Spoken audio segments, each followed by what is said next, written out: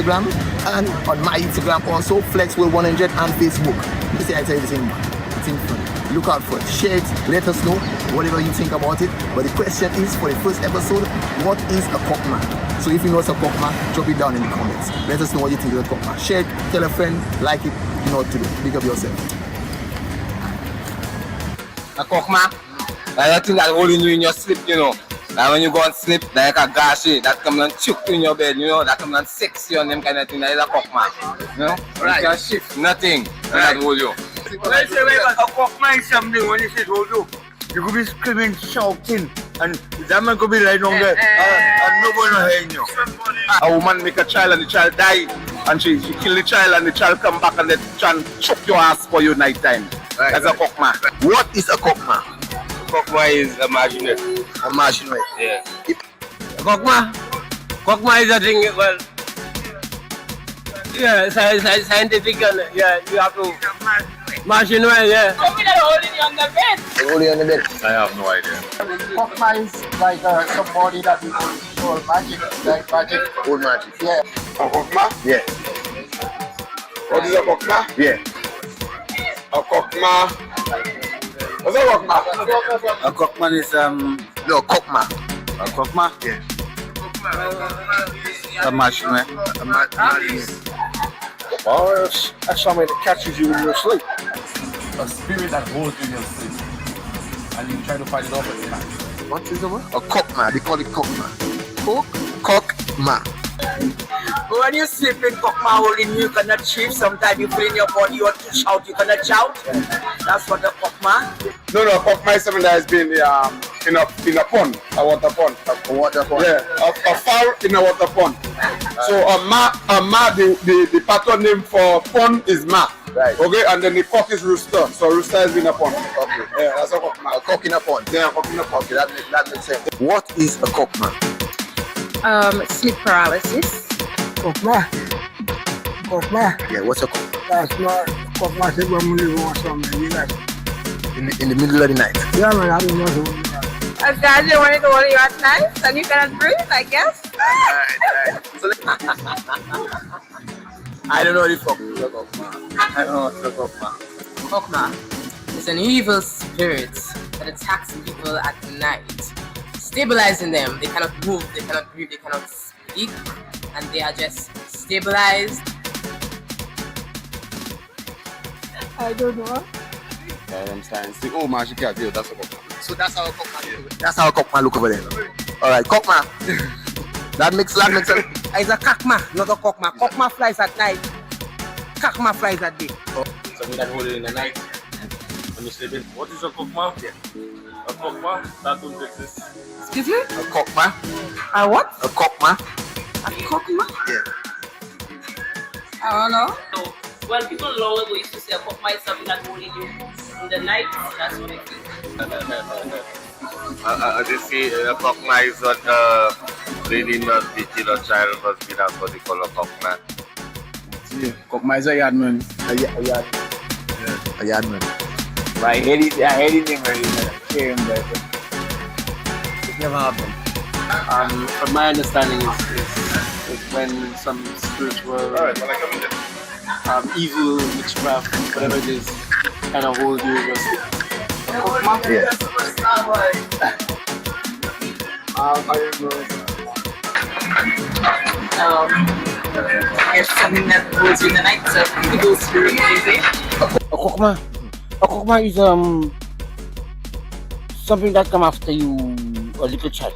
A little child. Yeah, that twisting neck, and like turn to whatever it turns to, and it come after you and have you like miserable in your sleep.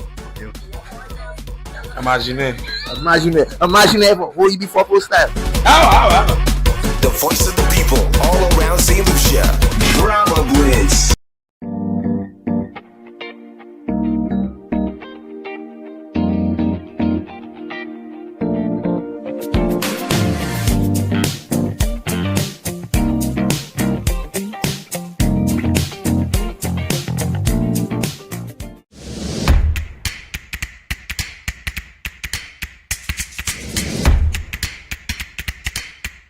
What I could see see here is we have a seafood linguine pasta.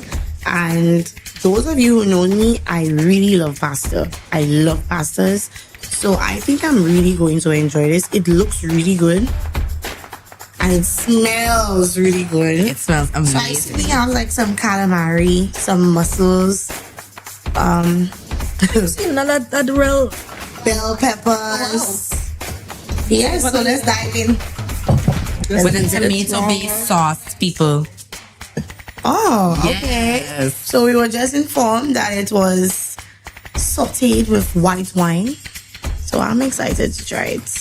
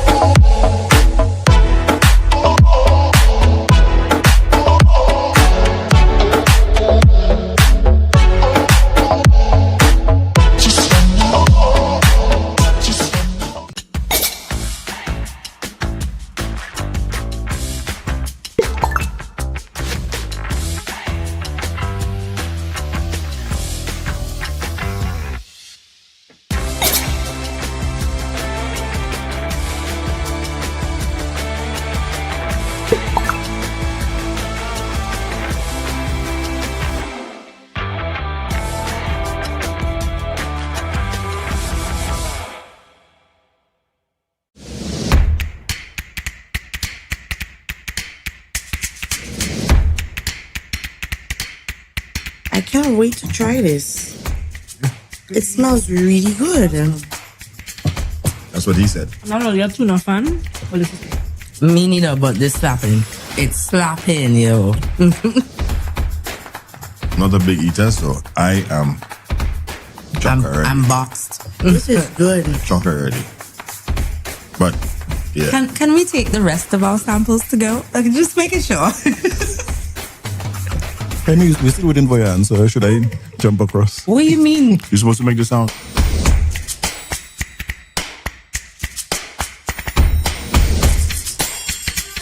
Just chope, c'est moi qui là, yo Southside, Daddy moi qui là, yo Southside, mes friends.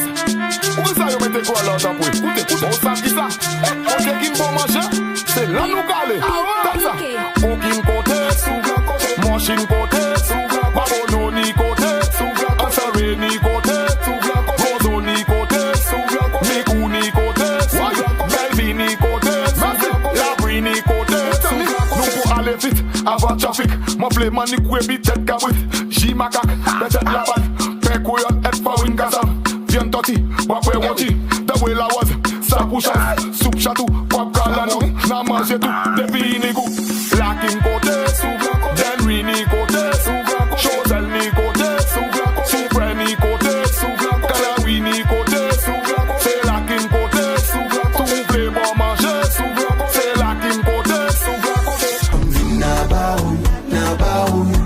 Dep se ban fe ouvle mam vin na ba ou, na e ba ou. Ou sa fin point yon sway a vin na e ba ou, na e ba ou. Dep se ban fe ouvle mam vin na e ba ou, na e ba ou. Mwen vle pou yoti di fe, me mwen pa ni che bon. Beswa sep sa lezon, mwen ja fwe preparasyon. An sel bagay mwen mache, se di fe an bate son wa. Men e ba mwen pwa. So wine on ya,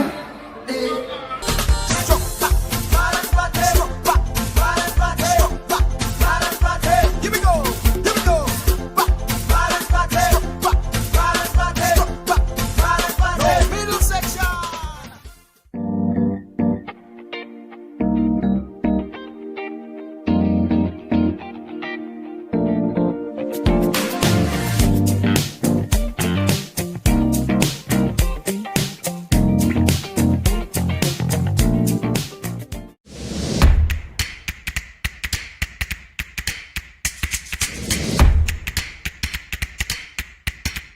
see here is we have a seafood linguine pasta.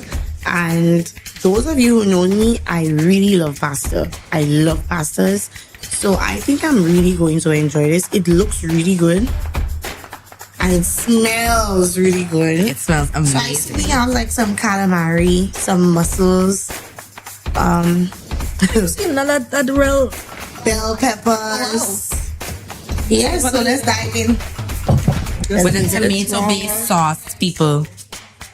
Oh, okay. Yes. So we were just informed that it was sauteed with white wine. So I'm excited to try it.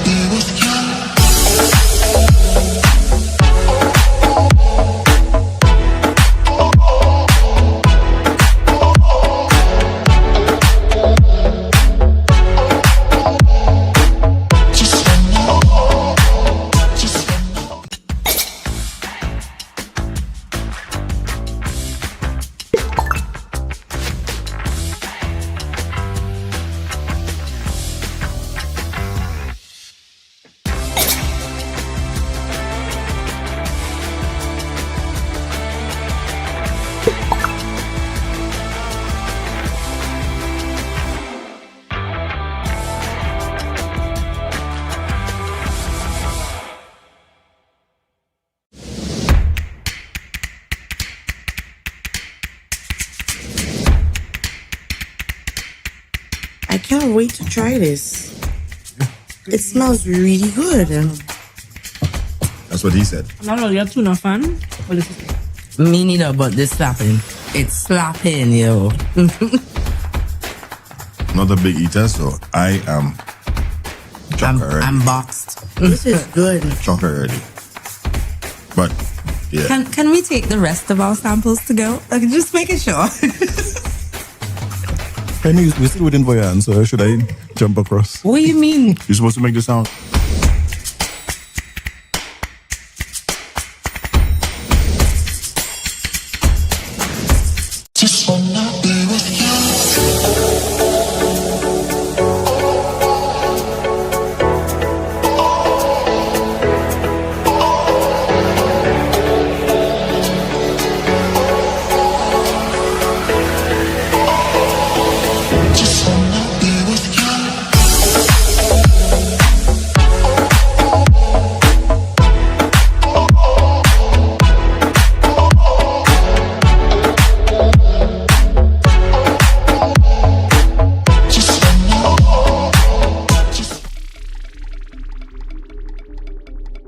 Clear is because the road has been shit for the last 10 years. So when people finally get it, they less focused because they're like, I don't have to worry about this pothole, that pothole. You understand? And then your foot get a little heavy, and then you seeing, and you just driving, and then, oh boy, let me get a little speed, let me do a little. So let me be a little devil's advocate. No, you could use any lane, and that's what people don't understand. I'm not saying No. I'm just saying because of the difficulty of that roundabout, the logical thing to do would be Let's the inner kill lane. the logic. Because women drivers mostly don't have logic. Time out. Right? So I don't like the sexist. Oh, you trying and put me in that category there. You've never seen me drive. So therefore, I will not put me in that category. Real talk. All right.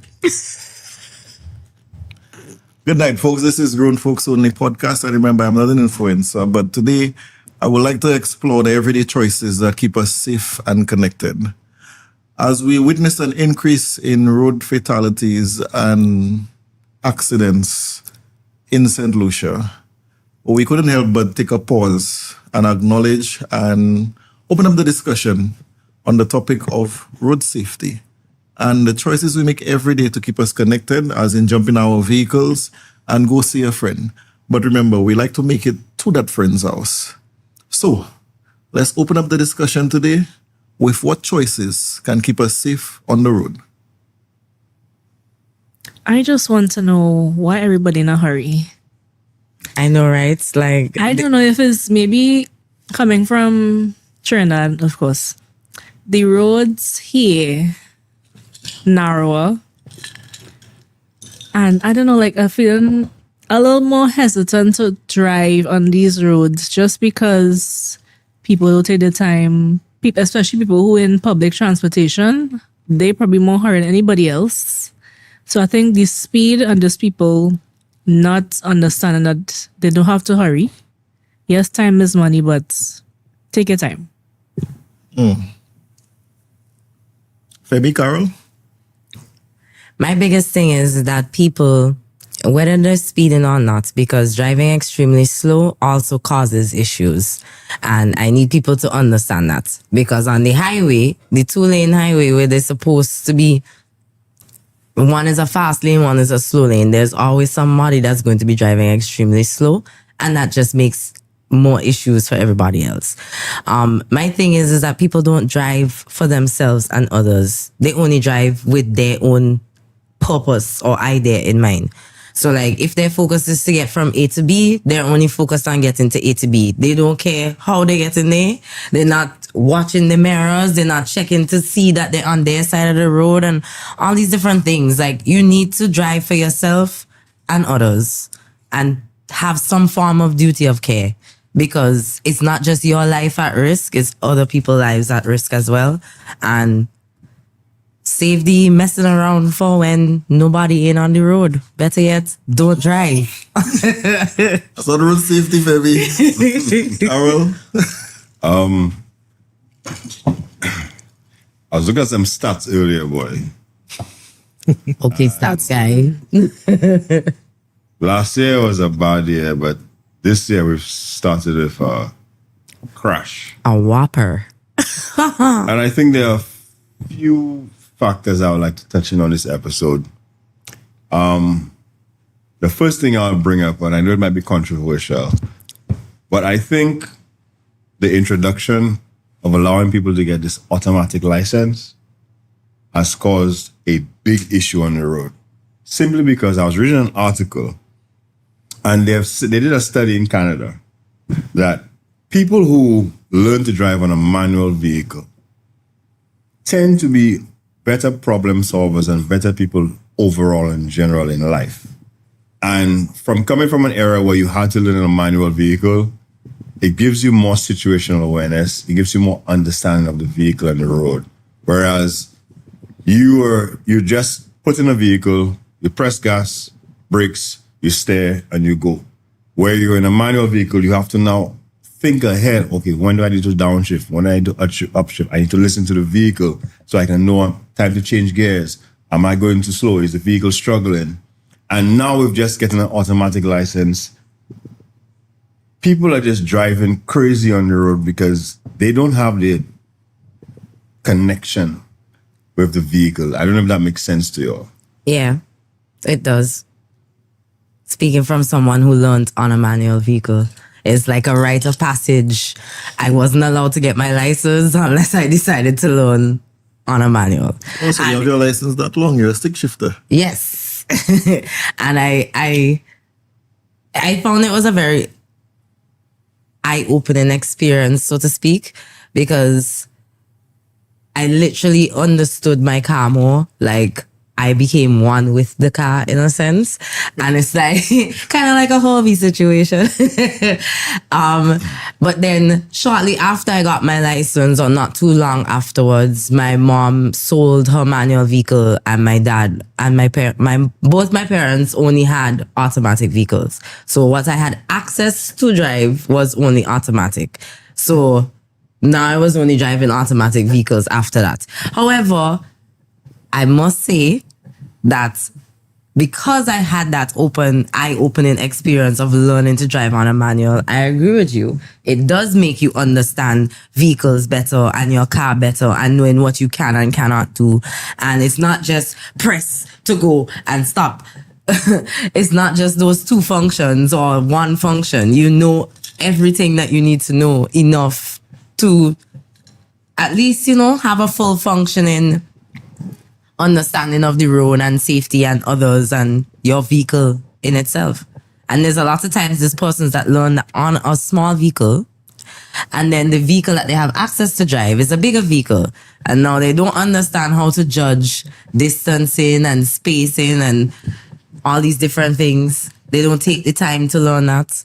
And then they just go on the road and do madness and end up knocking somebody else's vehicle. Okay, Simone, how about you? What's your first experience in driving? Was it stick shift or automatic? I'm automatic girl. Okay. But I think for me, the fact that I had a second-hand vehicle, and this very, very second-hand, this vehicle is probably almost as old as me. Well, was almost as old as me. So I really had to, it was a humbling experience, when things smoking and the police at the road and, What was smoking, Simone? The radiator, the leak, everything. You sound like you have a traumatic experience there, boy. Anybody who know the distance from South San Fernando to Port of Spain to break down on our road? Yo, that's it, nice, eh? Jesus, no. So I am familiar with a lot of car problems and just, even though I only know automatic, I have that sense of, security on the road. Well, one, because it wasn't my car. It was my first car. So I had to be extra careful with my father's car. But I think in driving, I was kind of forced to have that kind of situational awareness, which a lot of people either ignore or they just, after a while, they just get desensitized to it and just do what they want. Interesting you say that. I had a question for the panel. 2 questions. Number one, I want each of you all to remember one thing from the Highway Safety Road Code that you all had to do as the rules of the road to keep us safe. Huh? What? One of them would Just be so? the simple one that it's easy to remember is that keep a safe distance behind a vehicle in case of any emergency or having to have what's the word for it? Make evasive maneuvers. Yes, evasive maneuvers. Yeah. Okay, Femi. You mess up because you take mine. And it's not a safe distance. It is at least 1 car length away from the person. That's not true. Yes. Because if you're traveling at 10 miles an hour, 1 car length is adequate space to stop. I said at least. I didn't say that it Traveling had to 100 be. miles an hour. Hey, did you write the law? All right, so None of us did. you're wrong. All right. How many accidents you had? Versus how Not many many. accidents I had. Hold on. And look for trouble, you're a female. Lord. Now, that after my second question. That's my second question. Hold on, we get in there. All the accidents I've been in, I was not the I think the driver. only But you were thing involved. that's coming to mind. Okay, I'll save that for later. Okay. The only thing that coming to mind for me, you know how when you're at the traffic lights and when the traffic light changes from red to green, some people just like go immediately. I think the only thing that comes to mind is just to wait, even though you might get some impatient people behind you. Wait, because obviously some people just don't pay attention to the traffic lights and they might be somebody. if you wait 1-2 seconds too late, so that's the only thing that came to mind for me. That is a good rule. Just because the light says green or red, that doesn't mean just go. You still have to look and make sure nothing is coming your way and so you can escape. The rule I remember is don't coast. And when you're ascending hills, select your low gears. So the second question which I was going into, who are the safer drivers, men or women? And tell me why. Neither. I would say men. Neither. I'll tell you. Almost all the accidents right now that happen. You'll have 5 seconds to Let me just be clear here. Men are more spatially aware. The accidents. Men. The same men That's and them true. crashing every blasted day. And you're going to come and say it's women that is the problem on the road? No. They have some bully woman drivers. I agree with you. They have some ones that do bad shit. I agree with you. I just see them, and I'm very, very annoyed and frustrated that they're giving us women drivers a bad name. But I am a damn I will good tell you. driver. I will tell you. I will tell you what it is. Carol, who are the better drivers? Let's hear your position one time. Who are the better drivers, better women? I'll tell you. No. I'll explain my answer. It's not a gender thing. What was your answer? I'll explain my answer. Men are the better drivers. Women are the safer drivers. I would say that too. There is a difference. Okay. Okay? Men are the better drivers, but we take more risks. So let me ask you a question. Women are the safer drivers and they drive more cautiously. So how would you rate me as a driver then? However, there are some women who just drive reckless, and then when they get in a kind of Say it again, sorry? some women, Mhm. they are reckless drivers. We're talking about general statistics, eh? True, but there are some outliers. Mhm. So when they give you a bad drive, they refuse to look in your direction. You don't realize that? They refuse to look at your direction because they feel they're wrong and strong. Like the woman that had the mini fender bender in front of our house gates, like a little ways down. And they were fixing the side road there. It wasn't a fender bender. It was a minor fender It wasn't bender. a fender bender. What Well, happened? she was blocking the road. I What didn't want happened? to It move. goes Either back which to way, the same she was rather thing. ignorant. Hold on. It goes back to the same thing in terms of the men-women brain, emotional, logical thing.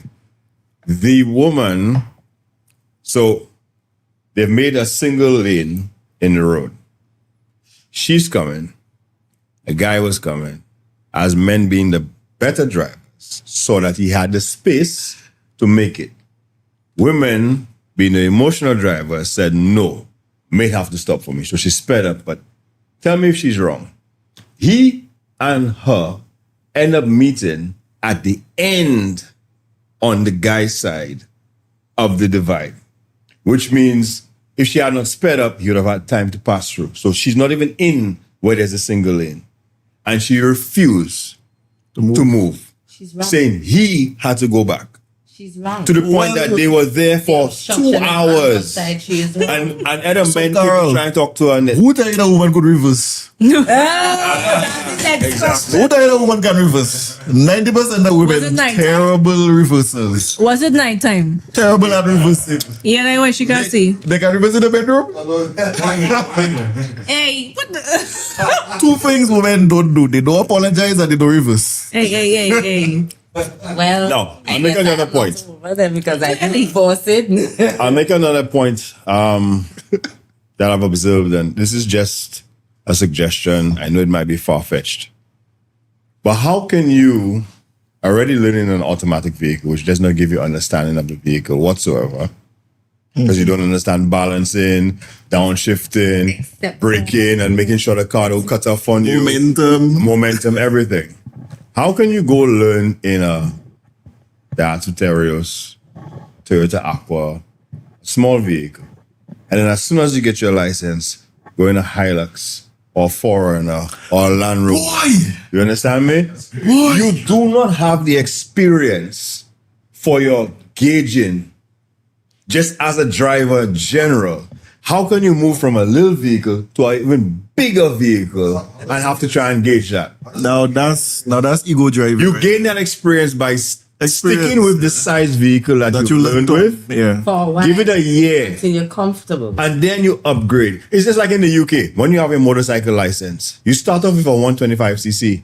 You have to drive that for 6 months. And then if you want to upgrade, you have to go to the DOT and do a test to show you can handle a bigger vehicle and more power. And the same way it goes up to a 400, a 500, a 600, a 1,000, whatever it is. We can do that for vehicles. More power. Because we have a lot of people now, especially with the automatic license, because I stick on that shit. Then now all of a sudden getting their license and bringing in a vehicle from Japan, bringing in powerful vehicles. You learn on a 1600, you're bringing in a 3-liter V6, a Lexus, a 4.5. You understand? A big Hilux, a big D-Max, a big something that have more power, more torque, and it's a different dynamic of driving. You learn to drive on a front-wheel drive vehicle, you're going to get a rear-wheel drive vehicle. Jason and I will tell you, that's a different animal altogether. And I find like they've done it and they're not doing enough and they're blaming the people, but you haven't given the people, one, the rules, and two, the experience or the means and ways to upgrade their expertise or the experience, I should say. All right, let me just chime in for a second on two things. The automatic license, I do agree that it is a problem, but I think at the end of the day, what happens is that what we need to do is, even if almost every vehicle is automatic driving, it needs to be compulsory that we learn the mechanics of manual driving. That to me is supposed to be fundamental. Yeah. So, for example, I started off doing my manual driving, but I got in on my automatic driving because at the time when I went back, because I started my license a couple of times. You start, you stop. But I started driving, so I know how to drive manual. But the truth and the fact is, it doesn't make everyday sense to go and kill yourself to drive on the manual and pass the exam on the manual, knowing that the vehicle that you will purchase is automatic. That's one of the situations that we experience, right? So we have to look at that as a factor. I do agree to a degree that it's lazy driving in terms of an automatic, but at the same time, you will still have to pay attention to your vehicle when you're driving an automatic vehicle. It's not cut and dry. It's not cut and dry. We coming from an era where you had to learn on a manual, and I have a manual vehicle and I have an automatic vehicle. There's way less concentration needed driving an automatic vehicle than a manual vehicle. I could see that. Yeah. Like a 70% less. Now, as a man, I learned to drive on manual. I had my old beat-up Honda Civic made in 1992 in the 2000s. And that thing was horrendous. I remember one day I tried and open the passenger door and the door handle stayed in my hand. I remember one day in a gas station and the AC not working, the windows not going on, and I see fellas pull up in the cool AC there, boy. I hated myself. I say, why? I have to suffer like that. But the little manual Civic taught me a lot of lessons. Clutch used to fail. All them breakdowns you get. And then I have a little DVD player in the dashboard. Now, my thing as a young man growing up was we played the video games, Need for Speed, watched the series Initial D. Need for Speed was a big part, and then Top Gear. That's why the legendary Hilux end up costing more than it should. But I got a lot of experience in the simulation before I got real life driving, and then sometimes the line blurs between the simulation and what is real. Grew up playing Call of Duty. Never try and shoot nobody. But when I get my license, boy, that's the best racer on the road there. I go through all the phases of boy foolery with car. Drive without license, not condoling it. And I would like to say for anybody, a moment of silence that lost their life in any road accident for this year. Behind every story, every reel, every comment is an actual family and life grieving for a young one. And I don't appreciate when these people in the most vulnerable moments and people filming them and showing them to everybody, sometimes it's very insensitive. And you have to understand that as somebody whole life just wipe away in a second or years gone off. And as somebody entire existence and can even send someone off. So I don't take this topic very lightly about road safety and driving. Okay? I would like to bring sector of road safety to light. Motorcycle riders. I know motorcycle riders have a stigma because of a small group. What is the stigma of motorcycle riders? Let's clearly They're define. reckless. They're dangerous. They take chances. They're just riding a death trap. I'm a motorcycle rider, and I will tell you, it is only 5, maybe 7% of actual riders are the ones who are reckless, who drive without helmet because of the ego and what have you. We have nurses, hairdressers, doctors, lawyers, businessmen, mothers, fathers, who are safe riders, who are on the road. In the last 7 years, we've had maybe quadruple the number of female riders on the road. And I understand from being a rider and a driver, there is an adrenaline thing, because I used to race cars, and sometimes when I have my bike, if it's clear, you give a little throttle, you take the chance. Shit happens. But I would like the drivers to understand that the view you all have, we don't have. When you're riding and you're lane splitting, which is illegal, So all the riders have to understand that it's And, illegal and, to and lane all the split. police has been doing it too, you know. All right. The police have a right. All right. To lane split? Yeah, they have a right to lane splits. This is the legal right to do it. But as a regular rider, you're not supposed to lane split. You're supposed to occupy the space of a vehicle on the road. But on the other hand, when you are lane splitting and you're going through, we see a lane size opening, whereas you all don't. And I get sometimes it scares you when someone rides past you or whatnot. But you'll have to understand they are human beings like anybody else. And when you squeeze them or you see them coming and you try to juke your vehicle and you do this just because you want to injure them, what if that was your mother or your father, your brother or your cousin or somebody and you don't know? I think it's just everyone has to be a bit more cautious and a bit more open-minded on the road when driving and riding. So Carol, who does really be trying to juke riders when you just stuck in your lane? I have been riding and I've seen guys hair bike and stick their nose out. Oh, you so sure they would. No. Because you're coming and there's a certain distance, especially if you have a normal muffler noise. The traffic isn't going nowhere. But they stick their nose out to either block you or make you hit them. I've been behind vehicles because sometimes there's a lot of traffic. So you stop your bike, but you put yourself in line so that the driver can see you in the rearview mirror and, see if they can give you a room. Trucks have given me room. And I've had people give me room to pass, knowing full and well they're stopping for a vehicle to come out of a gap and laugh when you dally and then you look at them. There are people who are malicious on the road like that for no reason. Malicious riders too. Yeah, you have riders who are very reckless. Yes. You see, and that's a situation of Peter Pan for Paul. That's how I'm going to qualify it. Because, to be quite honest with you, one trend I can tell you right now, just before I forget, I hate, is riders believing that they could drive with their hazards on and that's supposed to be okay. I hate that shit. I hate that. When they rev the bike, they figure it's an ambulance siren. I hate that shit. So I hate that. There is a level of entitlement that because you have a bike, that you could do what you want. Yeah, you could take out. You want to take over on the left, and you want to take over on the right. They do that shit too. Now listen. You know my motto. If you do shit, take what you get. Because you have to follow the laws on the road. As a rider, we have been riding in groups and fellas riding to the house, and we pull them up and tell them turn that shit off. How are you going to indicate? You have to indicate. People don't know. Which way? And the other thing too, a lot of people don't realize, bikers and drivers, is that it is more difficult to judge the approaching speed of a bike than of a car. Especially that bikes have more acceleration. Even if a bike is coming in a straight line, when you look and you look back and you look again of a car, the distance that the bike would have traveled would be greater. Normal cars. Normal cars. Okay? Normal cars.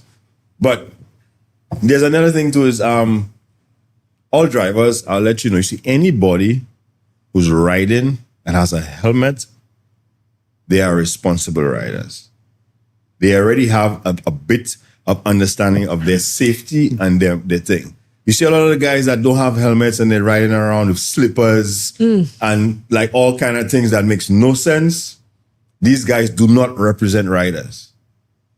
Just so you all know. I want to put in one little plug because I guess in those little stories I remember. Many years ago, I was at the GQ Mall outside in the open, where they had the benches for lunch on the outside there.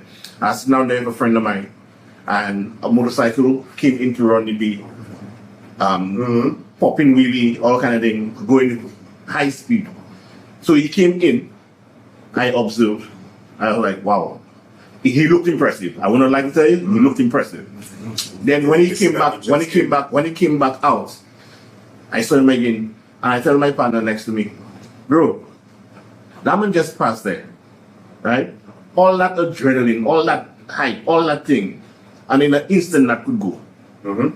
We went up by Duke's to buy fish, right? We go up the road, and I kid you not, by Rodney Heights, just by the supermarket, there was a road accident. the very same gentleman that I saw riding the bike died. Wow. You see, Jason will understand that. There's a certain level of control that you have to have when you're driving or riding certain vehicles. It, for men more than women, it gives you not even just an adrenaline rush, but it gives you a feeling inside, particularly when riding, like you're flying, like you're invincible. But you're not. You're actually more vulnerable. Especially the same when you're driving a performance car, you hear the engine sound, you have that adrenaline kick in, you have that euphoria, and you go through. But the line between a reckless driver or rider and someone who enjoys it is responsibility and understanding. Because there are times, as a driver, I would tell you, I've taken chances. And as a driver, I also say there's certain places you do not take chances. There's certain things you do not do. Even when we have the guys that come over from the different islands, the first thing they always have is a meeting with the commissioner. Let them know, hey, no wheeling in the middle of traffic. If you wheel in the middle of traffic and you get a lash there, you look for it. If you'll come around and the road clear and you say you want to put your bike on one wheel, okay, you're not putting anybody else at risk but yourself. But you coming through traffic or you're dialing in and out of traffic, you don't know all the corners, all the roads they have, all the side roads you have. You can't take that chance. The same thing is I drive on the road every day and you see guys overtaking around corners of their cars. Around blind corners of the vehicle. And then fellas just doing things in the road because they figure, oh, I'll just come out because I'll make you jump and then you'll dodge. They better not do it with me. But I guarantee you will kiss. What about the conditional roads? Hold on, Nigel. We get into that. So I would like to say road safety is not just about rules. It's about perspective, respect, and responsibility.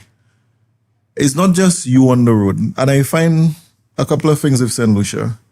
Like Nigel alluded to, government and legislative responsibility, the conditions of the road, the planning of the roads. Bumpy.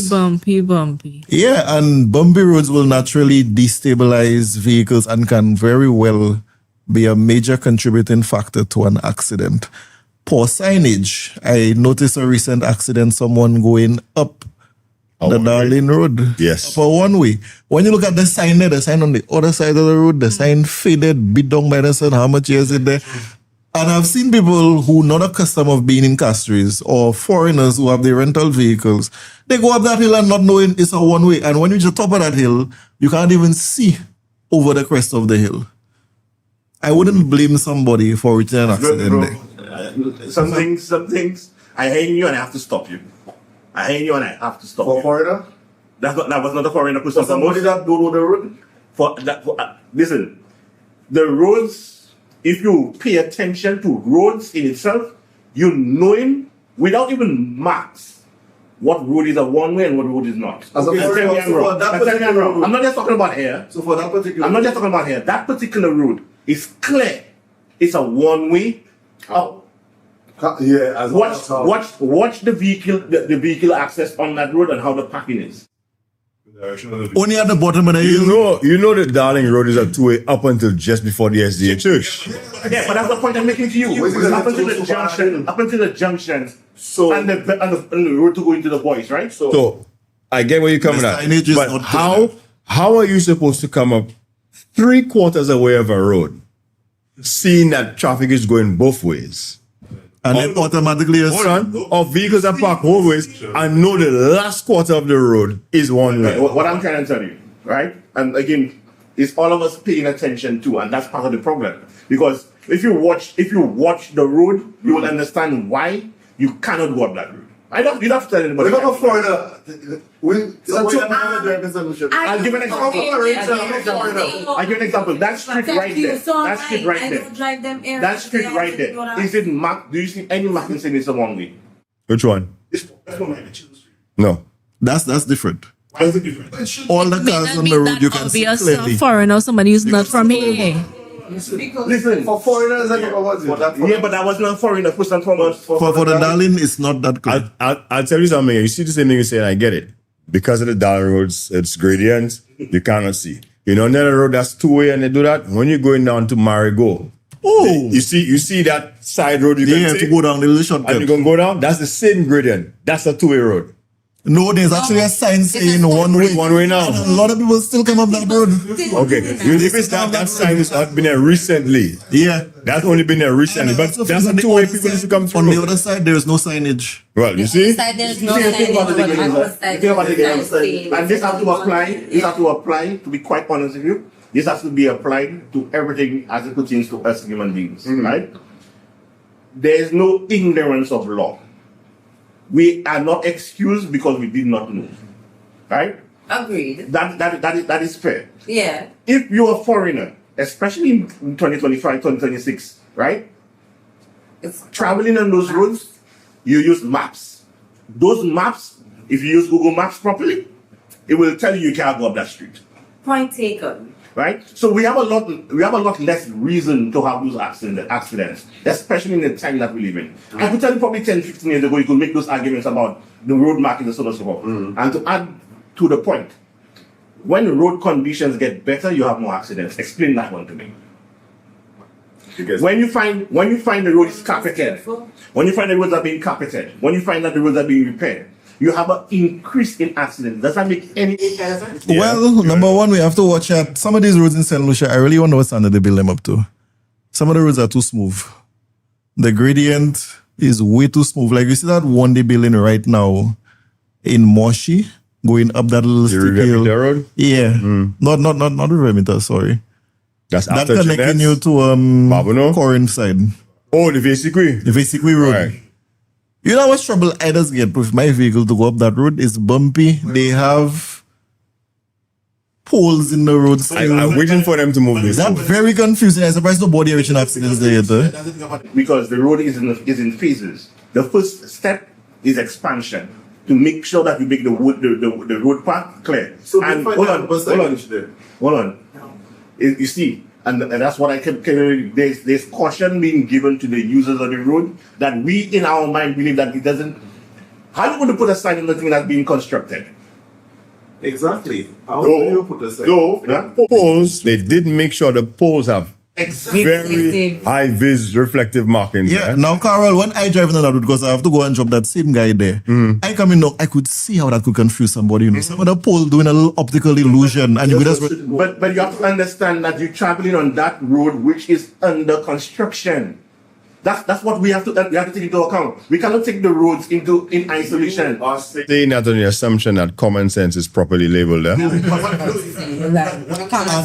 would like to make a stand that they could do better if the signage on that road, and I think they're skimping out on the signage on that road. They're skimping out on it. In what regard? Because in what regard? They only have one reflection on the little pole and nothing else that's showing where the road is and where the road ends and where the mud is and where the mud ends. Explain to you right now, the phase of construction of that road is what you have to take into consideration. So you think that excuse the signage? Phase of construction is expansion first and making sure. So do you think that excuse not having proper signage on the road? That's what I'm asking. What signage you want? Where the road is and where the road is not, because there's a big gutter, there's mud, and there's people houses on the other side. Let me give you all some light on that situation. Our entire construction industry is an industry of shortcuts and bypasses. The way our roads are built are shit. There is a particular way and a particular type of silage and material you're supposed to use going up, and your road's supposed to settle for a certain amount of time to do that, to make your roads done. We do not do that. We do not even do we might do the proper thickness of asphalt, but under that, why do you think our roads buckle? And I have all the potholes coming up really quick. You have some roads, as soon as a heavy truck passes there, that's the end of it. You wonder why? Because it's not done properly. No, hold on. But hold on, I'm not finished. And I'm not saying this because of my opinion. I'm saying this because I know for a fact that I cannot get you the information right now, but I can call someone to find out the exact engineering way you're supposed to engineer and construct a road. Our roads are not being constructed properly. That's why our roads do not last. And then to your point, you started off with a while ago. The reason why we have more accidents when the road is clear is because the road has been shit for the last 10 years. So when people finally get it, they less focused because then I'd have to worry about this pothole, that pothole. You understand? And then your foot get a little heavy, and then you seeing and you just driving, and then oh boy, let me get a little speed, let me do a little. So let me be a little devil's advocate. I will throw that out there. I hear that in a barber shop. The reason why the road shit is because during time they know to do it is elect time and they want to rush it. Yeah, it's simple. You remember the Denny Road because you used to race. Remember when you remember the asphalt down there used to be grey, almost white? Yeah, and remember when that used to happen? You were like glass on the road, or you have oil on the road, you know. Alright, so you know how long it took them to fix that road? And now that comes back to the texture and the grip of. And that's what I was coming to. The phase of construction, because I remember that clearly, again, just because of the book, and that they are phases for the construction. The first phase. No. The first phase. The point I'm making is, right, the first phase of the construction was the expansion to make sure that you claim the area that you're going to be using for road, right? What they did, if I remember clearly, what they call it the milling of the road. They mill all the road. Yeah, right? That's when they take out the whole asphalt. I take out the whole asphalt, they mill the road, and then the next phase was to put the first layer, basically foundation layer, whatever it was. The phase that they are on there is not in the third or fourth phase of the asphalt laying, right? So the road is literally still in construction phase, but just because of the congestion that we have in the north of the island, right? You have to raise the road to people after. And you say that excuses the poor signage of the road? So we're back to our point. What signage? It's talking about the That's why I try to understand. The quality. The demarcation of whether road the proper areas or the safer areas to roll on starts and ends because. Okay, maybe I'm missing what it is. You're missing what it is. It looking like the same reflective thing they have on the poles, something like that on the road. Like this little mesh thing they just put up, the orange mesh to say that's where you can go. And besides that, maybe there should be pedestrians or that's mud and you shouldn't be rolling on that. Another good example is you see Rivière Mito. How can you have a new road paved there? One side precipice, other side somebody fence and no space for pedestrians. And that's a government contract that got approved and awarded and everybody. They are supposed to be doing, I've seen them, they started the sidewalk from high up. That sidewalk is supposed to go all the way down. Rivière Mito? Rivière Mito or basically? Rivière Mito are you talking about now? Oh, well, I don't know about that. I haven't passed there. You know that place where the person roll off the little cliff that joined into the machine? Yeah. That road going in there. They have a guy fence up to the road. Okay, you know Rivière Mito? You going up that little, The whole next one. Yeah. If you drive along that side of the road, there's somebody fence right there up until the road, and they just pave that, People that's a big problem. Be allowed build there. No, but and that's why I keep saying about the when it comes to the expansion thing, especially in No, but what I'm saying to you, what's supposed to happen, and that's it again. Anybody that has personal property, right, not supposed to build a certain distance, especially from the road. But had a problem.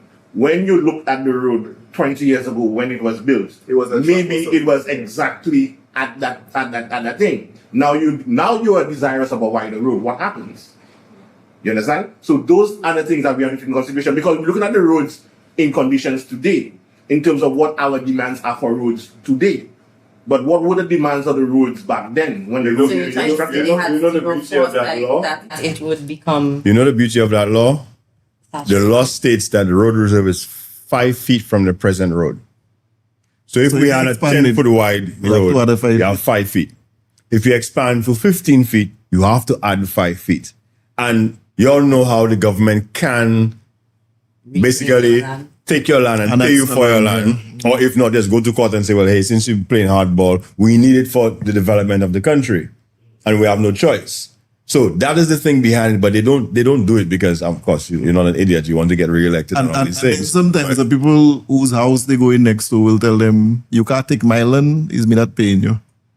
You know? Look at the same thing when you go down VCQ. You see they open the road. The guy had his wall and his fence there. They take the land, but they still build another retaining wall for him and they put his fence back up for him. Because which means they probably made some arrangement. Hey, if you take it out, you have to organize it, put it back. And that's only fair. Yeah, and that's only fair. I just feel when it comes to, well, especially when you are aware of construction in an area, and that's just me, I don't know, maybe I'm dumb. It's that if you are aware there's construction in the area, right, the likelihood of perfect signage about what to expect is not going to be, in my opinion. You know, I would say perfect signage. Even if the minimum is underground. There are parts of the road that has muddy areas or like a deep hole or whatever, resembling a gutter. You ain't know where you're driving into if it's in the middle of the night. Yes, you have lights, but there's nothing reflective there to tell you it's a deep ass hole and a piece of steel sticking out of it. Now let's listen, So before you continue. It needs some. Before you continue, you say about the road is under construction. Even if I know the road is under construction, even if I pass there every single day, if that pole is not properly marked and I hit it, they are liable? Yeah. All right. And then so why do you have to rely on the fact that we know that the road is under construction for them to do what is legally right for them? Hold on, I'm getting to that point. For the same reason, when we as road users know that we're supposed to be driving our vehicle on perfectly conditioned roads, and then we have to be mindful that the driving instructor is telling you, okay, this is a puddle, or there's a hole in the road, make sure you take your time, go into it slowly, come out of it slowly. You have to put BMW into that. Again, we are tourism destination drive. Forget about solution for now. Think about people coming to solution, renting vehicles, using our roads. We can't assume they know what to do. That's a customary thing. They always end up in the gutter. And then sometimes you're trying to pay attention to the GPS while looking at the road at the same time. Yep. As a foreigner who... Yeah. Let's find out what the foreigners doing. Hold on. Google Maps does send you. Hold on. I'll give you an example of that. Google Maps never send you in a hole. Yeah. Good. I'll give you an example of that. On my bike, 2.5 years ago, I was coming from Moshi, and Wasco had cut a hole. Fresh hole in the road. And filled it with gravel. Wasco style. With no markings. Vehicles passing up and on, kicking up the gravel. I came around the corner, not speeding whatsoever. My front of my tire slid out. Just slid over underneath the bike. I fell, I broke my leg. Wasco said the government is responsible. Government said it's Wasco that's responsible. A lawyer wanted to charge me X amount of money, and she was not even sure if I would win the case. So how are you supposed to say we supposed to know that the road is under construction, or we supposed to think when you have, because there's a big hole in cul-de-sac and maybe people passing there every day, maybe that one of that 1,000th person has not passed there in 6 months. And then they're so dark. You understand? And he end up in a thing. And look, thinking it's a puddle now, puddle. End up in that hole in 2 days. And you telling me this you understand? Couldn't be better we have to uphold the law of signage and the different things. Simple. It doesn't take nothing from anybody to put a fucking 4 sticks in around and put reflective. Listen to me, and put reflective tape around. Yeah, reflective. It takes nothing to put a sign every so often. In other words, he said that there was not enough.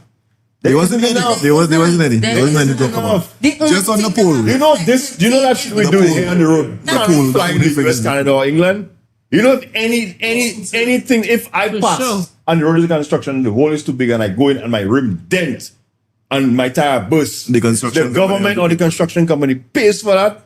Here alone, taxi drivers, bus drivers, everybody passing their fucking tire rod shocks, everything bursting, tires bursting, and you just. Nothing for that. What we paying road tax for? You understand me? But if I miss my insurance, if I miss my license, if I miss, they want to chastise me, wreck my vehicle, do all kind of things. You get what I'm saying? If you pay tax. What we paying road tax for?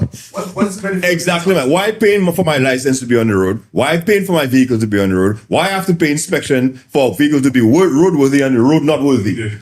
Thank you. You understand me? The road not vehicle moving. Exactly. The road not vehicle. What was the point? They all in Parliament. So, because they want to spend the money on everything except fixing the road. We're going that thing back to the road safety, like Jason was saying. The road is not constructed properly, and we don't have to say the road has to be constructed for people who are speeding. But I want to make sure if I'm driving at 30 miles an hour, 35 miles an hour, and I have to have an emergency braking situation, my tire will be able to grip on the road. Because sometimes the grade they use in the asphalt is too small. There's a particular way you're supposed to mix it, and what have you. There's a particular way it's supposed to set, because asphalt releases oil. There's a lot of things that you have to go through before the road is worthy of being driven on. And we always have a cost overrun for every project we have, And especially with the roads. you don't see where the money going, huh? If you know that road going to take 2 years, don't send it in and say it's going to take a year. Say it's 2 years. If you know the government know that's going to take 2 years and six engineers tell you that, just say this is going to take 2 years and finish it up.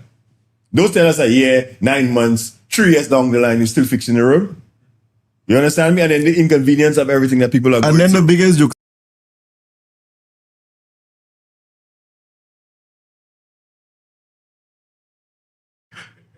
And that is a recent story that happened in St. Lucia right now. But let's hear from our local foreigner. Why have local foreigners? Why have to make it about me? But one thing I've noticed since coming here is I have I wouldn't say a fear, but just an apprehension of driving on the road. So what I think has been helpful for me is driving with people who are from here. So I know, okay, this road is a one-way, this road, don't speed there. To kind of maneuver or try to maneuver when I eventually start to drive. But to Carol's point, regulation is a big thing. Not only in St. Lucia, but I think throughout the Caribbean. And that's a big issue for a lot of these small islands, states that we have in the Caribbean compared to like the US, the UK, because that's what happens. You would not fly over there. Yeah, it's not just about rules.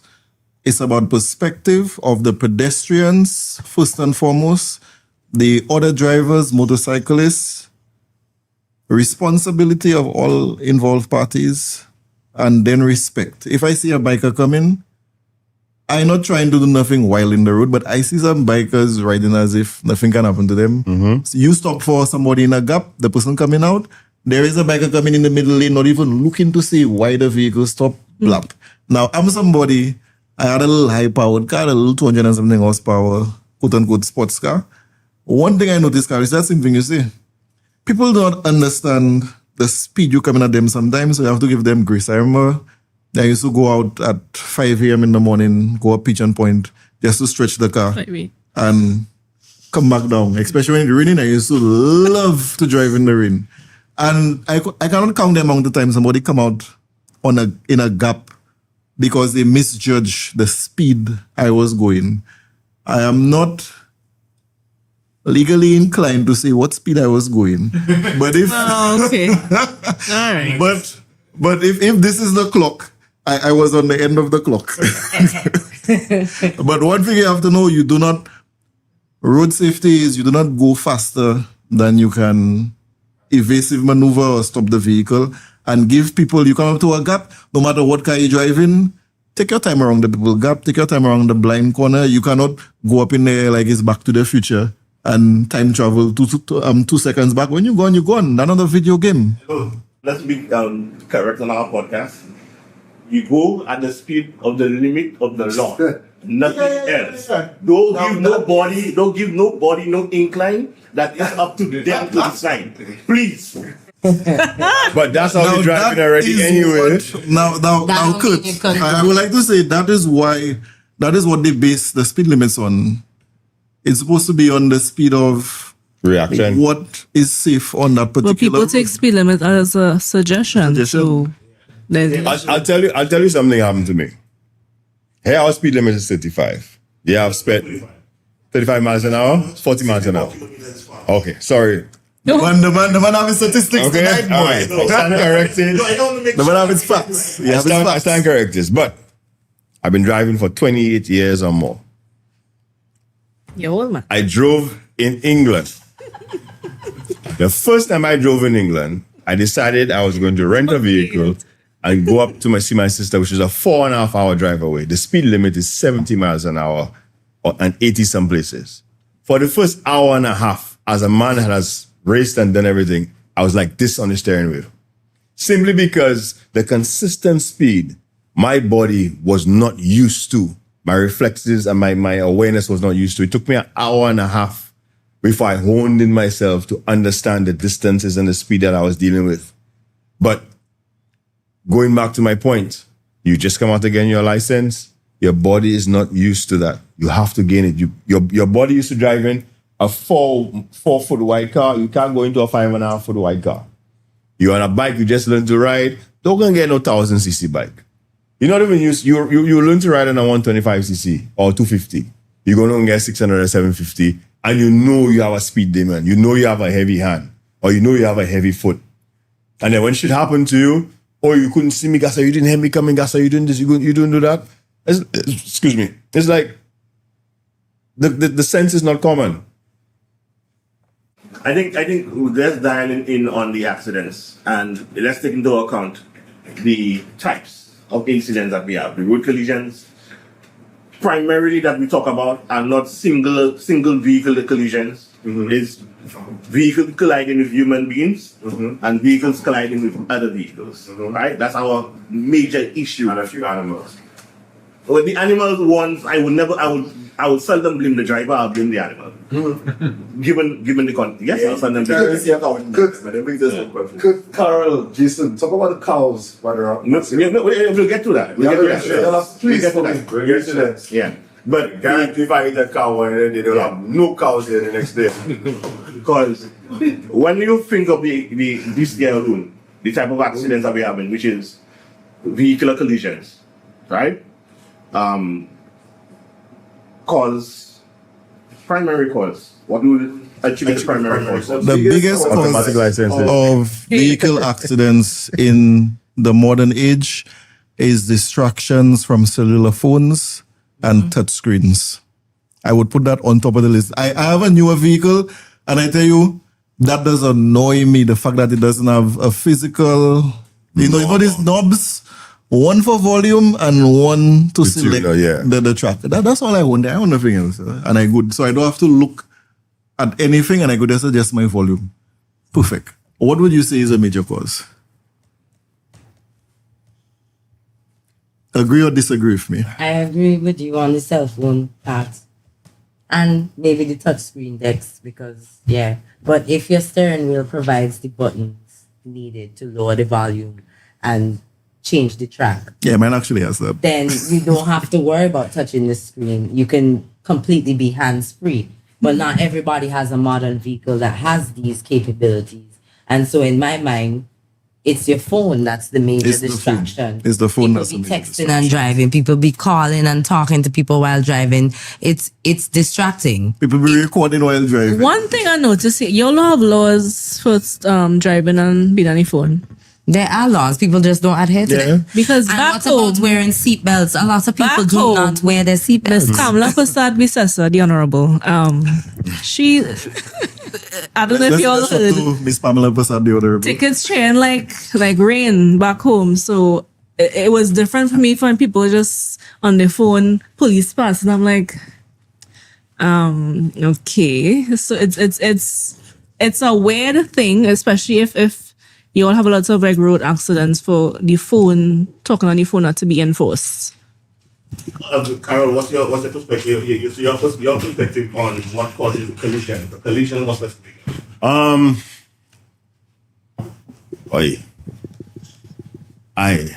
The way I've seen accidents going on lately, I have no idea. Because vehicles taking nose dives by the Union gas station, every vehicle is on its side or on its back. I don't know if it's the quality of vehicles nowadays that they're easier to flip or whatever. I don't know if it's the courtesy of a driver. I think one of the main things too is we all did defensive driving when we got our defensive driving is a big thing, right? You had to go on the mon, yes, to do your defensive driving. After you had having your to make license, the effort So you had your license for a year. Yeah, and you have then to you do had to do your defensive driving for you to get it for the 3-year license. Yeah. If you didn't do your defensive driving course at the end of the year, you could not renew your license until you did it. You now have to do it online, which means you can just have your air on your phone, just so it shows that you logged in. You could not be paying attention whatsoever. Yes, that's true. You understand? Go back to having to make you go into the classroom. Physically. So they go paying attention. I would agree. Because they teach you about hydroplaning, they teach you about braking, safe driving distances, what to look for, how to use your mirrors. Everything that I feel like a lot of drivers like I see how to use the drivers do roundabout. now. Only a fool breaks the 2-second rule. That's the thing. A lot of people do not know how to use the roundabout at all. Inner and outer lanes in the double Exactly. lanes. When you could switch from either lane, because a lot of people switching from lane or straddling 2 lanes, and there's no brake lines there. It's a solid line. You're not supposed to cross on a solid line, and people do that all the My time. question was a little more deliberate in terms of asking y'all about the collisions, not so much about the road use. I do agree that the road use is one issue, but the collisions, in my mind, is a whole other formula, right? We have a dynamic of, at least from my vantage point, the persons who are normally at fault, if you have to look at it from the everyday man perspective, or the person who gets hurt the worst in that situation, is often a younger driver, right? So would you attribute it to, for me personally, but I would attribute it to the recklessness, not just inexperience, the reckless candor of being a new driver. You know what I think it is? Yes, age is a factor, that inexperience and kind of cockiness that comes with driving, but it's poor perception. Whatever age, young, old, in between, some persons might take a corner differently, feel they had the right away, and if two persons thinking that the right away, that causes a collision. That's my take on it, at least. And there are also older persons who only recently got their license, so age is not only the factor. But what I'm saying, somebody who recently got a license who is older, right? Yeah. Will be more cautious than a driver who is new and young. And also full of testosterone. These young. No, that's serious. These guys would take more You're chance. speaking from experience? Yeah, that's been my experience. For me, like all of the rest of the guys there, I grew up on the need for speed. Right? I didn't own my first vehicle not until about 3 years ago. Right? So think about it from that perspective. Wait, how old were you on your first vehicle? 3 years ago. And I'm older than yeah. So in me owning my first vehicle 3 years ago, right? If we have to go on the rule of new driver syndrome and driving recklessly, I would have been in that group. I would have been in that group because I'm a new driver. If the spirit of driving on. No, you were driving all the time. You just newly got your vehicle. Because if that is your logic, then by all means, I am a new driver too. A new vehicle, I'm a new driver. Every time I get a new vehicle, I'm a new driver then. All right? Legal. You don't forget explanation. Forget the explanation. Yeah. Forget the explanation. But the point I'm making is, right? I am not going to make the same errors just because in my mind, at least I have a lot more to lose. So I use that as reasoning. So I'm not going to be reckless because I have to care for myself and my family. I have to make sure that I survive. Yeah. So my rule now is arrive alive. That doesn't mean I will not overtake on the road. That doesn't mean I will not do those things. Right? And one piece too. Right? So what I would do, and that's the biggest thing again, and I asked about the cause of the collision, and to me, a lot of us skip on that part. If you look at the road collisions that we have, and the majority of them is at night. And that's a factor. The fact is?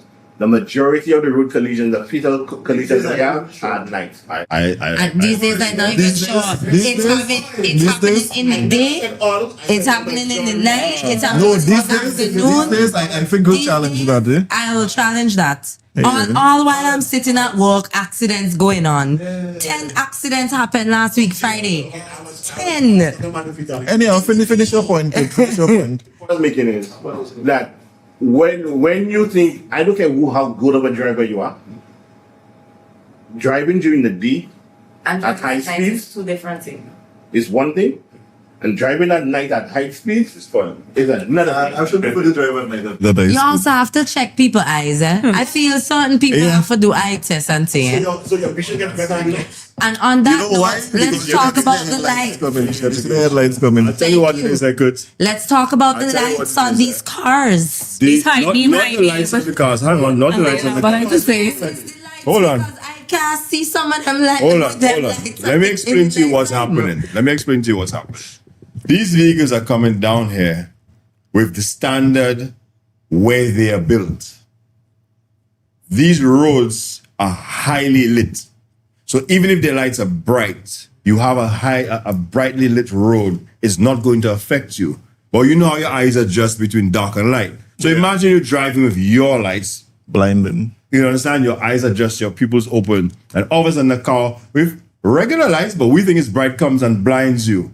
You automatically cannot see. But if the road was well lit, I hope the government is taking note of that. You would be able to see better on the road. That's true. And boy, these days, this is the When we had the LEDs from yellow China. lights, the sodium lights, I know they changed them because it just burns more. When we had the sodium yellow lights on the road, guess what you could see? Even somebody coming with their bright lights, you could see. Now we go to these dim LED lights. Yeah, there's some dim that LED have lights, a very shallow light beam. Yeah. Some places don't area have. of effect there. Like you have to, A lot you of have to give places and have take. dark areas. We can understand from what we've talked about that there are multiple aspects that are causing the numerous accidents on the road. It's not us, it's not the government, it's not the road, but it's a collective. But we can't point fingers at each other. Everybody have to come together and figure, okay, the government to come and realize, like there's some places going down south because they have not a light on the road. Yeah. Not one lamp post on the road. When you're coming down through Miku, Denry, Sufre is another story. Going down after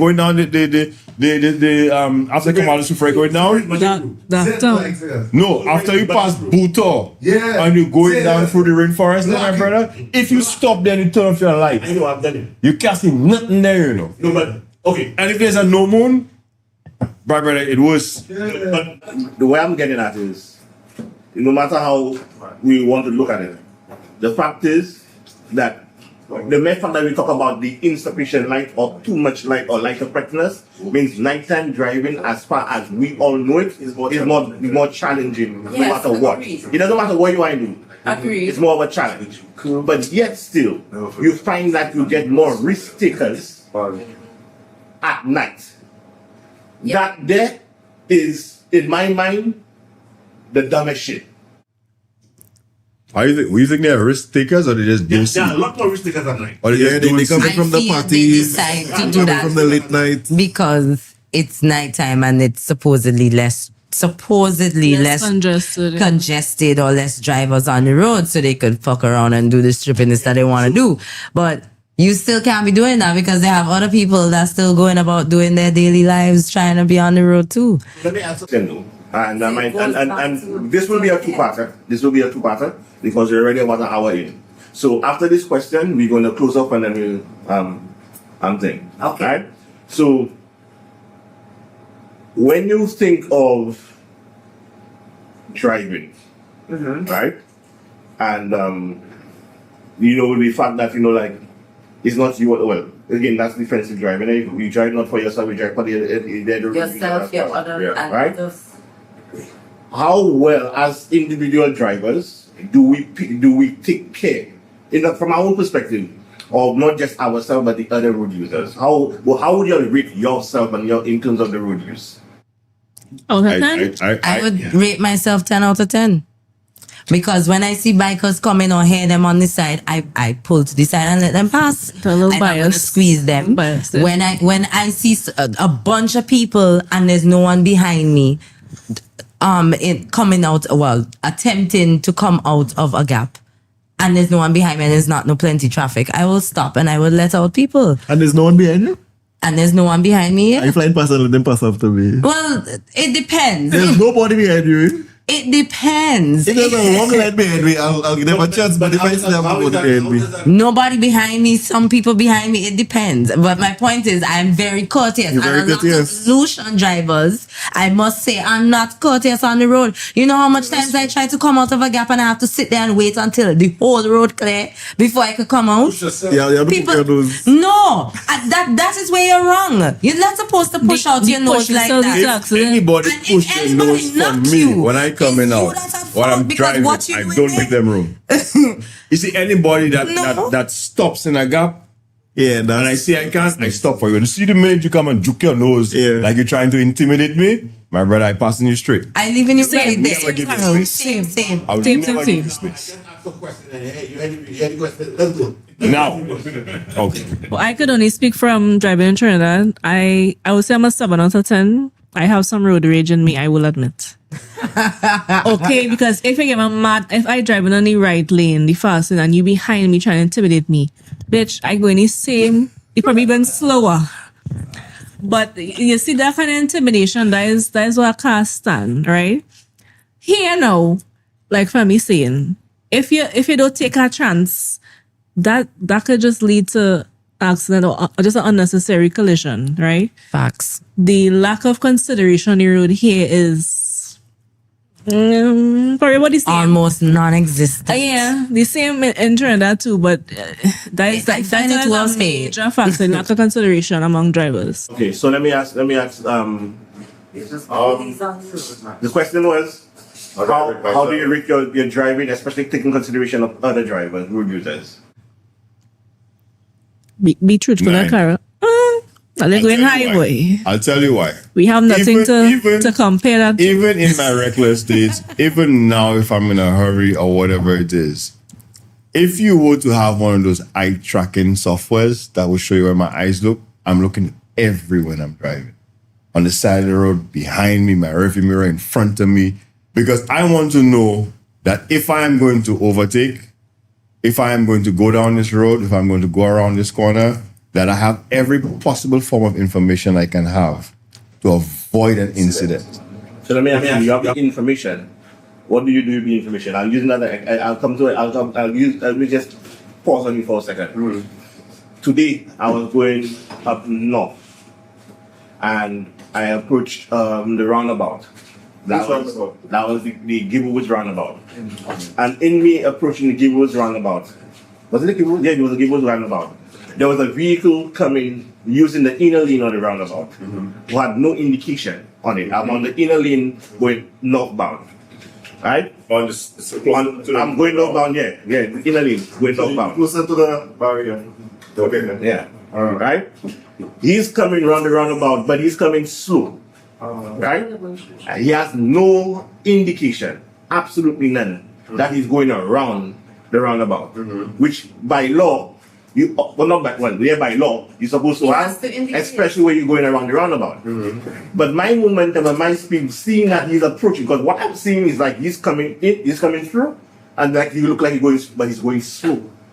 Bro, I had no choice but to make sure that I sped up and get in front of him, because if I slow down, they would have a collision. Exactly. Right? So, somebody will look at me from the back, will look at me as like, I am being reckless. He will look at me and tell me that I am not driving carefully. But for me, from my perspective, You're trying to avoid. I am trying to avoid an incident. I'm not just trying to avoid an incident, I'm trying to correct this mistake, which is not indicated. And to me, that's a simple thing that we do take into account. How important the lights that we go and inspect our vehicle, let us to make sure it's working, the horn, the signal lights, we don't even use them. And even when we do use them, we can't really hear it sometimes because you have a sound system in your vehicle that is so ridiculously thing that you can't hear any outside noise. Or if you do use them, you're using it as you turn in. Like, indicate a good couple of seconds before you approach the turn. So people know that you are going to turn. You don't indicate when you're done in the turn. Like, how that making sense? The roundabout makes it difficult. I will admit that much. No. The roundabout makes it difficult. I'll give you a clear example. Today, I was supposed to go and pick up my father-in-law, right? And I technically forgot until I got a phone call. And then I was like, oh, snap. And then I indicated, because I was approaching the roundabout, I indicated that I was going to be continuing in the round to go back up on the highway to go back where I came from. The same Gablewoods roundabout there. How many exits are on that roundabout? 4. 3. I have to count. The PG roundabout, how many exits are on that roundabout? Exits? Yeah. 4. No. How many possible locations? 5. Oh, 5 exits. 5 exits. No, 1, 2, 3. It's 6. It's 6. The VG roundabout, unless you're the inner lane, unless you're on the inner lane, it had to indicate and know exactly where the driver is going. Yeah, well, that is why you're supposed to switch. You understand? That's why I said This also goes back to people not knowing how to use a roundabout. The John Compton Highway, the airport, Because if and you then know back you're again. going around, you have to use the inner lane. What I'm saying is, no, you could use any lane, and that's what people don't understand. I'm not saying No. I'm just saying because of the difficulty of that roundabout, the logical thing to do would be Let's the inner kill the lane. logic. Because women drivers mostly don't have logic. Time out. Right? So I don't like this sexism. Oh, you trying to put me in that category there? You've never seen me drive, so therefore I will not put me in that category. Real talk. No, but seriously, you can't judge all women drivers on based off of the few. No. I have to take offense to that because I am a woman and I am a good driver, a damn good one at that. Power. And I don't cause accidents on the road, but there are multiple men that will be fuckery on the road and almost lash me, not once but multiple times. Now No, did they know why they did something wrong? No, because they don't give a shit. They don't care. Fair point. I will say something now, so you can get off the high horse. I'll say something now. The majority what you going of to the say? You going to back up court now? received on the road are from women. Oh, okay. Who don't watch you in your eyes. Oh, okay. Yeah. They pass it straight like that. When they're going, understand? They do that thing. Okay? Now, I'm not knocking women, I'm not knocking men. I'm not knocking women, I'm not knocking men. I'm telling you from my case. So you get off of your high From my because case. from my case, So, men just want to cut now, people going back when to your they're wrong. conversation of what you asked me a while ago, alright? You're ridiculous. All your underplated. With the I roundabout. forgot about the super race of bus drivers. Let's move on of gender and go to specific. These fellas are not men, they're not women, they're different race. Alright? Nah, all them. I hope my partner Kim watching now. Now, going back to what you were saying. The thing about the roundabout is you are supposed to start to indicate as you're approaching the roundabout. No, as you're approaching the roundabout, right? So if you know you're going in the center lane and you're going to go around to go to one of the exits besides the first one that you're going to, you're supposed to indicate as soon as you enter the roundabout. So you're going around to the people, because that's one thing I always do. Whenever I'm going into the roundabout, I'm looking right to see what this vehicle is doing. And if I don't see an indicator, my foot is on the brake. Yeah, just assume they're going to come Just assume they're going to come around. I'm not going to assume they're going to come forward, go straight because I don't see an indicator. And then you have some people that will watch you and tell you, where's your indicator? You understand? A lot of people don't understand too. Priorities on the person on the roundabout. People to the right of you in the roundabout have right of way. Which means if you let's are talk about approaching, right of way. if you are People going forget about across, if you are coming up any other exit on the right side, you are supposed to assume that they are coming through, they have right of way. Yeah, but you see, and I'm hearing about the assumption of the driving. What I'm saying is that when you think of the road, the split on the road, right? Mm-hmm. Somebody is using the inner lane. We use the inner lane all the time for us to exit on the immediate exit, right? We use it all the time. Both lanes. We use both lanes. Going to a next. Yeah, next exit. Yeah. We use it all the time. So I'll give you an example. I will come down from Grusley and I'll go around the shop roundabout and I might enter on the inner lane and just continue on the inner lane all the way through once I hit the roundabout. You understand? So because I can do that. I can just continue from the inner lane and just continue on my exit. But if I know I'm going back up north, the moment I'm entering the roundabout, I indicate that I'm going round the roundabout to make sure that you know that I'm going around the roundabout, and then I go up. Which is what you're supposed to do. Which is what I'm supposed to do. Because I'm on the inner lane, and because the inner lane is the only lane that could go round the roundabout, literally, right? Indicating whilst I'm on that roundabout becomes much more important to all other road users. Because at the end of the day, I'm the one that's making or breaking the roundabout. Think about it properly. Yeah. The vehicle that struggles in, for example, when you're going up north and you on the same shop roundabout, you don't ever, until on the outside lane, you don't ever really pay attention to the traffic. Not that you're not supposed to. You don't ever really pay attention to the traffic on the roundabout because your exit is maintained. You understand? So from that perspective, the person using the roundabout on the inner lane at all points in time has to use the indicator. Yeah. There's no exception to that rule. The moment that you do not put on your indicator, you are affecting the roundabout operation. You are affecting it. Whether that's just a fact. If there's video of you using the inner lane without the indicator, you can be deemed wrong. Yes, because you're not giving adequate indication as to your what your intention is on the road. It's my turn, bitches. How do I rate myself as a driver? I don't know. I'm somebody that ride bike already. I fall on bike. Be honest. I'm being honest. I've driven a regular car. I've driven a little turbocharged car. I've driven in convoys, directed little videos on the road. And I would rate myself probably like a 8.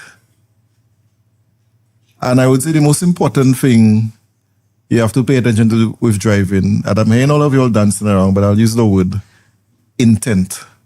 You see, the faster you're driving, or the more, especially in convoys, what you want is that the person behind you understand your intent.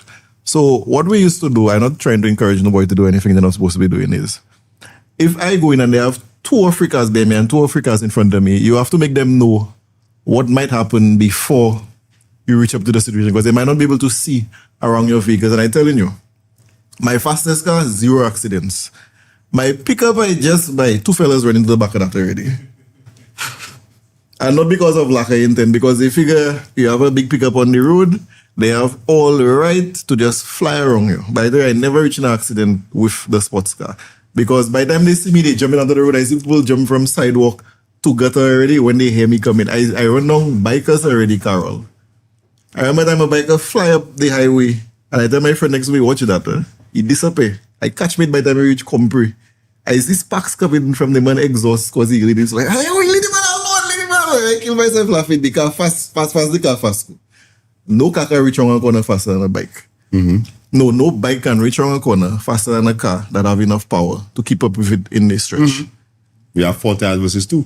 Yeah, and I had all-wheel drive, and I had a little brain, and I had good drivers around me who were responsible, older guys. So all of them things coming together. Mentor you.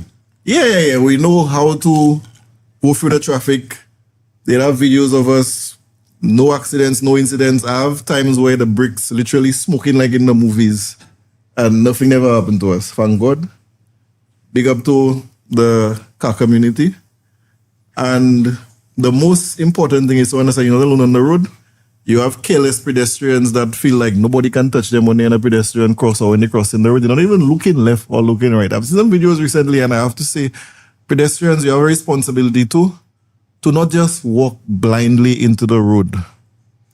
Because they might, after you go, they might try and kill the driver thinking it's the driver that killed you, when it's just a lapse of judgment or a little absent-mindedness. But you know, just to put an extra point on that, for road users who are pedestrians, if you just, it doesn't matter if it's a pedestrian crossing or anything, if you just walk onto the road thinking because you step onto that pedestrian crossing, you are right.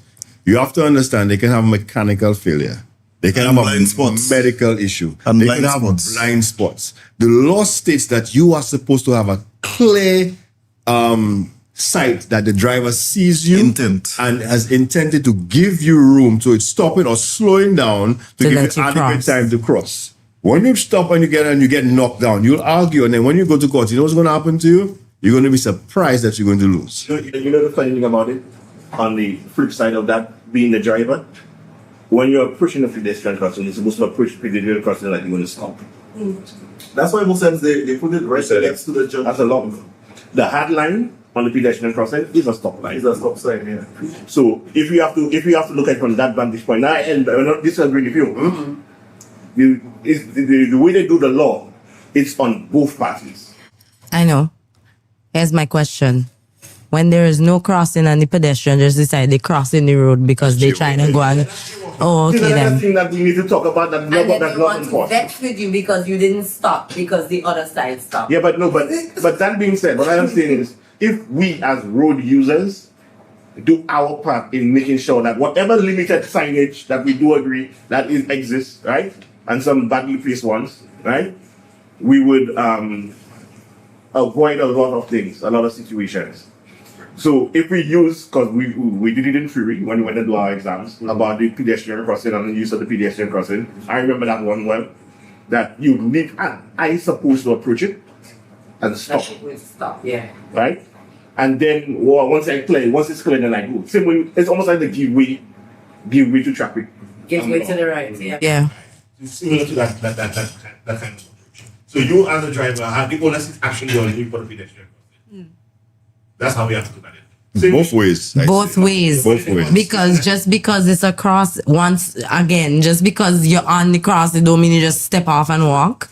So if I don't see the car stop for me, I gonna let it hit me? Nah, I'm making no sense. One of my first incidents with my vehicle is quite literally what I would call a fender bender, right? But I was, the road coming from the fancy, going into the lack area, right? The back road, by where they have the welding shop. So I'm coming down that hill, right? I blew my horn, yeah, holding my side, beep, beep, blew my horn. And there's this, a taxi driver coming up the road. He's coming up the road, I'm coming down the road, right? I'm maintaining my side, but then just because of how that corner is, right? They say I veered off, but I didn't veer off. I maintained my side. But when he was coming up, he took the road, he cut the corner a little wider. So my front of my vehicle made contact with his rear tire, and it slid off. I can tell you, no dings, no dangs, just thing. I got more damage than him because his tire, now he has those large mark rims, right? So if you have to go by the letter of what the road law is, according to him, which I did not know at the time, that you have to give way to vehicles coming up ascending. That's something they didn't tell me in driving school. Really? They never told you that? They didn't tell me that in driving school. Yeah, it's really vehicles. So, but it's fine. It's a contradiction too that if the obstruction is on your side, depending on how it is, you have to stop. Something like that, yeah. Right. So the point is, I was made wiser that night, and he was telling me, fix my vehicle, he'll fix this. And I remember before I got my vehicle, somebody told me, especially when you have your insurance, do always get a police report. Make sure you get the police involved, get the police report, get the things out of the way. So me trying to be that kind of person, the police came, they did this stuff, and the long and short, the police said I was wrong. Funny enough, the taxi driver was also a police officer, yeah? But that's neither there nor there, right?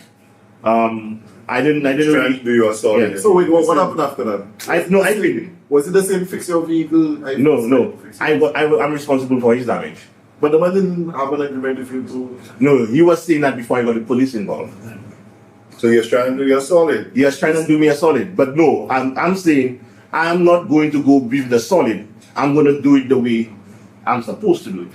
Right? Because I could have contested what they said. In just my mind, because it's literally a fender bender, I said to myself, just leave it alone. Just do it the right way. At least you have that as experience, right? The long and short of it is, even if what the police report said, that where they marked off as the point of contact, I was on his side of the road. That's the reason why they get me wrong. But what I did not take into account is his vehicle moved and my vehicle moved. We didn't stay at the point of contact. So he may have swerved off into his lane a bit more. And I slowed more. You understand? Yeah. To avoid being there, because now I didn't stop at the point of contact. You understand? So that's the learning lesson. So I took the L on that one in specific, because in my mind it was just more of a learning lesson. And it taught me a whole new rule. So it was a very expensive lesson, but one worthwhile. Right? And I mean, My biggest thing, especially when I had the faster car, people always challenge you on the road, right? So I remember one time I was heading up Bois side just before Monjiro Gap. I see this guy, I'll call his name too. His name was JR. He had a little Subaru. He feel he's young, he hot, he want to challenge everybody. The guy heading in the opposite direction of me, he will turn his vehicle around to try and pass me. I'm watching him in my rearview mirror. I watch it in front of me. I seen up Monjiro Hill, and I see he trying to pass me. And I seen a car coming down Monjiro Hill. I watch him, I watch the guy, I say, I'm not going to stop. I just slow down. He passed me and go. What he did it. Whatever he think, that's up to him. But all of us live at that, because I say three things that could happen. Number one, he could make it. Number two, he barely make it. Number three, he see the vehicle come as he about to pass me, because from my gauging, he would have passed me and be in the other side of the road around the blind corner and went straight into that vehicle and probably hit me in the process. Or you could have tried and stop and then just squeeze on me. That's what they do. That's one. I give him a little grace that night. Another time, me and a friend come in. I have an automatic, he have a manual. He figure in his mind his car supposed to be faster than mine, but I used to do a thing called left foot braking, so I always catch him. He cannot lose me. So one day we coming up Millennium Highway, full speed. He behind me, he can't pass me. I put a little 20 pounds of boost with my little boost controller with my steering wheel. He can't pass me, he can't pass me. I say, reaching up to the roundabout by the hospital, OKU. I say, oh boy, time to start slowing down for that roundabout. I just give him a little brick tap to make him see I slowing down. Oh boy, the man say that's his chest. I say, the man just pull out on me. Hey, you want to pass me there? I say, here we go. Like Mario Brothers. As I see the man pull out, I just start slowing down more. My boy just goes straight into the roundabout and jump the sidewalk. I say, wow, now that was like such an easy avoidance. But then again, it's who you're driving. If certain people, you can take a chance if they know how you drive, you know how they drive, and other people, you just have to allow them. Some accidents, not all accidents are your fault. Sometimes you have to accept you're just in the wrong place at the wrong time, and unfortunately, it don't have to be your fault for it to be your responsibility. So all of us have to take a little more care. On the road, look out for the bikers, look out for the pedestrians who cannot look out for themselves, especially the children. And just because you're crossing the road or standing up on the side of the road, please just have a little situational awareness. The bike can come straight at you, the car can come straight at you, even when you're on the sidewalk or sitting down in your living room. And let's leave the superhuman superpowers. People who have actual superpowers. Oh yes, boy. Them people stop. We are no magnitude here, no magnitude. You know one thing I'll say before we close this off is experience doesn't always make you right, and what you feel doesn't always make you right. That goes for men and women. When you are on the road, I don't condone speeding, but if you're speeding, make sure you know what you're doing with your intent. If you're driving normal, you have to understand that you have to. If you realize you're driving, there are times I realize I'm driving and my mind may be far. And I kind of have to do something to get my mind back into what I'm doing, because I don't want to have a lapse of judgment and something happens to me, or worse yet, something happens to somebody else because of me. That goes for riders and drivers. Be more cautious on the road. Be more courteous on the road. And understand that the 5 minutes late you are might be your never arriving. That's all. I mean, that's just something about the people driving. Ha ha ha ha ha. And so when you That's the comment there. That's the comment right there. That's it? Yeah. Nothing else? I would like to say for the female drivers, when I had the sports car, I would quicker give my car to a woman who are a little more cautious than a man with hubris who think either is the hottest thing on the road. Because it's kind of the pedal. But yeah, I understand. Okay, but on a serious note now. What's serious? But no, I just meant for me because I didn't comment. I wasn't knocking your comment. I'm just saying that I just wish that more female drivers would practice the things that they don't like doing, like parking and reversing and using your mirrors. Get comfortable with the vehicle that you're driving. If you're not comfortable driving it on a regular, practice in an empty lot somewhere, in your parking space. If you have one, practice. I reverse into my parking spot, into the parking lot almost every single day based on how people park so stupid in there. I used to hate reversing, but I had to learn to do it. And why? That is actually the better way to park. It is. Why? Because it shit happens every day and you have to know how to reverse, and it's a skill that I actually appreciate that I know how to do now. So I just wish that more females would, be more aware of the things that they dislike doing and learn to do them better. And be less emotional on the road. That's why these guys have to be less simple. And take responsibility when they do something wrong. Just look straight and pretend. Don't look straight and pretend because your name woman, you could just ignore and pray to God that nobody will stop you or trouble you. Like, no. And men, don't be wrong and strong. I told you women, I know why you're trying. I don't give a flying Melinda. All the man need things too.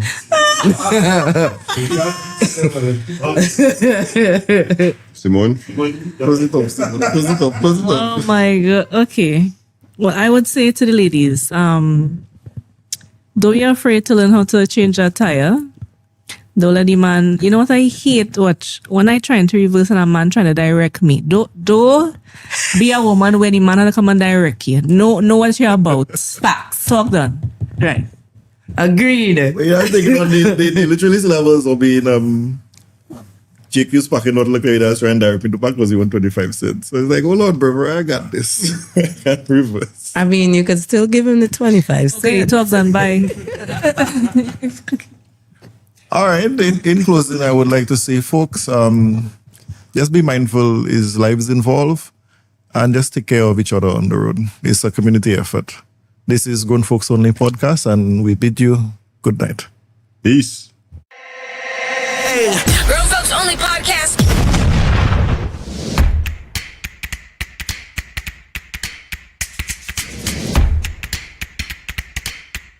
What I could see here is we have a seafood linguine pasta.